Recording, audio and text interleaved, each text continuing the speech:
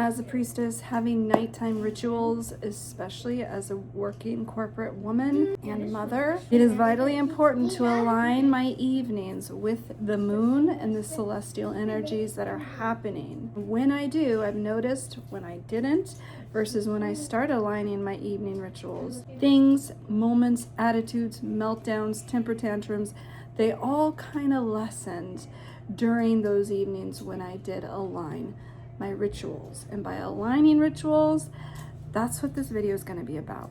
Implementing evening structures, evening rituals that you can do with yourself, with your family, after a long day at work, because so many people fall victim to just vegging, scrolling, Netflixing, and before they know it, it's bedtime and they didn't feel like they were productive at all. So I'm going to help you get out of that rut and create a plan for you that you can utilize in the evenings if you too are a fellow working mom. Really? Really? Yeah, just plant your butt right there. Anyway, where was I? Seriously? What does a mom gotta do around here? His tail keeps flicking in the photo. Ah. Okay, all right. Shh. It all begins with a master ritual list. Kid friendly. I'll have two options to share. Ones that don't involve a family and ones that are solo. Because sometimes, let's face it, we do have the night to ourselves. So making sure you have some options is definitely a must. Especially for spiritualists like myself, nothing feels worse than knowing that you didn't spend that much time with your kids before having to head back to work the next day, or feeling like you were so unproductive and didn't get anything done when you're at home. When working moms spend all day working Monday through Friday, don't you dare,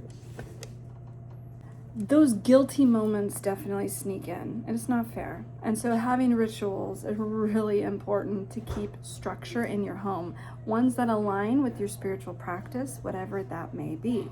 An evening can become a gentle mini ritual space. Think 20, 60 minutes of intentional self-care, reflection, and simply spiritual practices that sync with the moon and your energy levels after work, especially, because it could vary. So let's say a quick moon-aligned framework for this one. Use the moon as a loose rhythm, so you are not doing everything every night. You can plug solo or family ideas into each of these phases. For a new moon, a dark sky, that's best to set intentions, vision, gentle planning, quiet rest. For a waxing moon, a growing light, build habits, study, create, move your body. For a full moon, a bright intensity, release, cleanse, celebrate, connect emotionally. A waning moon, a shrinking light, simply simplify, declutter, forgive, deep rest. Here are some solo evening rituals. No leaving the house type thing.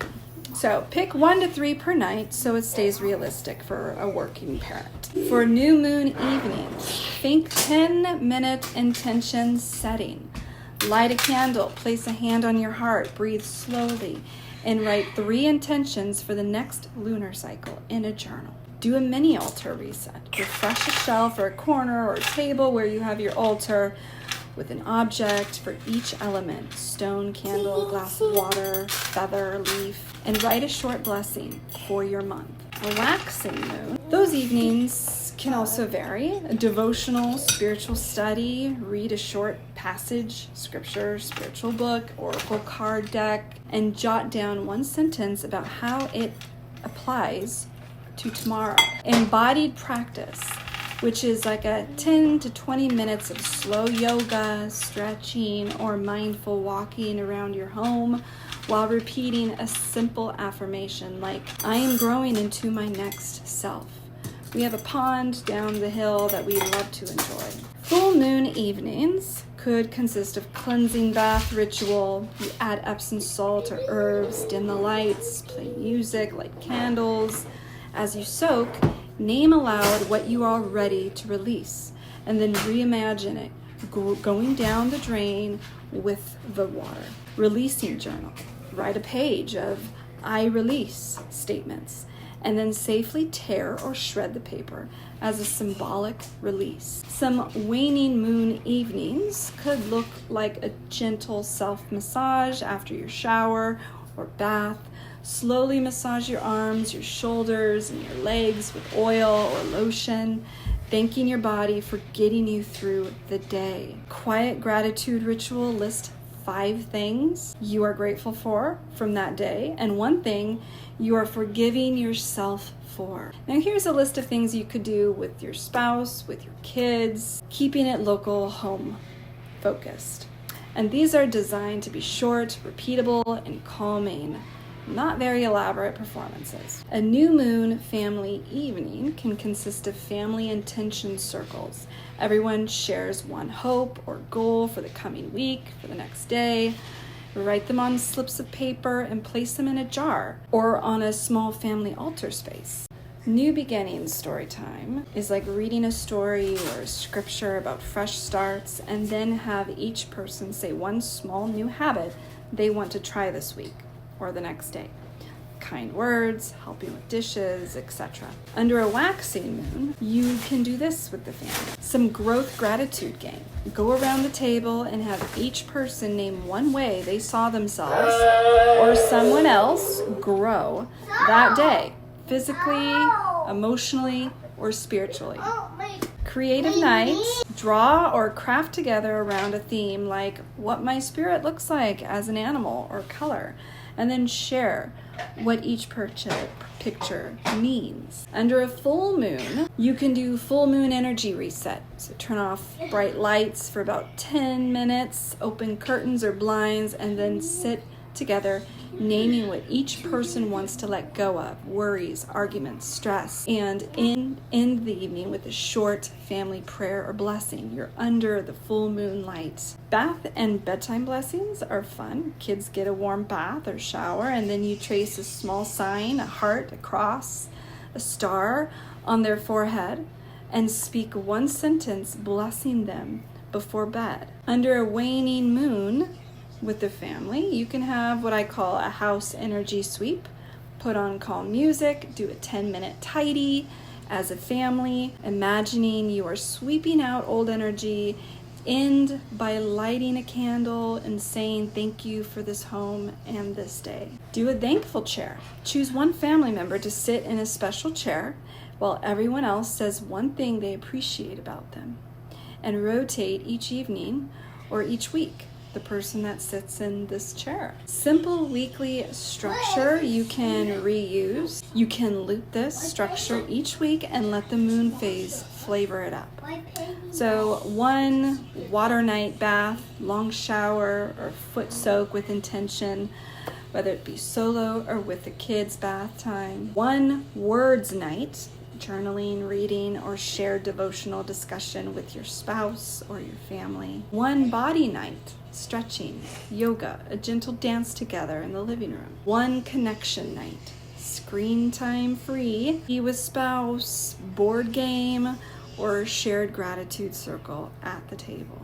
There are other fun things I incorporate on full moons specifically. I do a fairy full moon ritual with my children once a month. The moon fairy comes, they leave their special box right outside their bedroom door the night of the full moon, and the fairy comes and leaves some little trinkets, presents, gifts, letters, etc. from their travels once every full moon. And then they wake up to these little things that mean so much because it's a tradition, it's monthly, and there's actually a series that a company has done to create this special ritual for children and families that I highly recommend. I've been doing this for years before they started creating this, but this was just an added bonus because it involves books and stories, and so I was really excited to incorporate that. You truly can adapt and customize these rituals to suit you. You can do self-care, you can put face mask on, you can do red light therapy. As long as you're dedicating your time to bettering your life, your family, your relationships, those actions go a long way to making yourself feel better, that you felt that you've accomplished something.